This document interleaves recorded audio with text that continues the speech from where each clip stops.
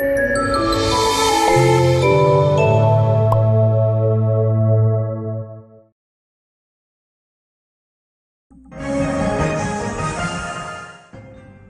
tanghali, nagbabalik ang PTV Newsbreak. Ilang araw lamang matapos hindi aprubahan ng makapangyarihang Commission on Appointments ang pagkakatalaga bilang kalihim ni DENR Secretary Gina Lopez, pinutol ng isang large-scale mining company sa Palawan ang 15,000 century-old na mga puno sa bayan ng Brooks Point. Ayon kay Brooks Point Mayor Jean Feliciano, nais nilang ipakansela sa Palawan Council for Sustainable Development ang Strategic Environmental Plan Permit ng Ipilan Nickel Corporation.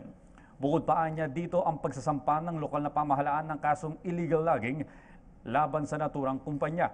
Dagdag pa ni Feliciano, sa kabila ng kanselasyon sa kanilang Environmental Clearance Certificate at kawalan ng permit mula sa lokal na pamahalaan, pinagpuputol pa rin nila ang mga matatandang puno sa kagubatan ng Brooks Point.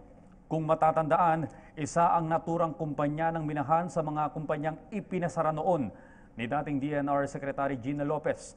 Dagdag pa ni Feliciano, wala ring business at mayor's permit ang naturang kumpanya kung kaya't dapat mapanagot ang mga operator nito sa batas.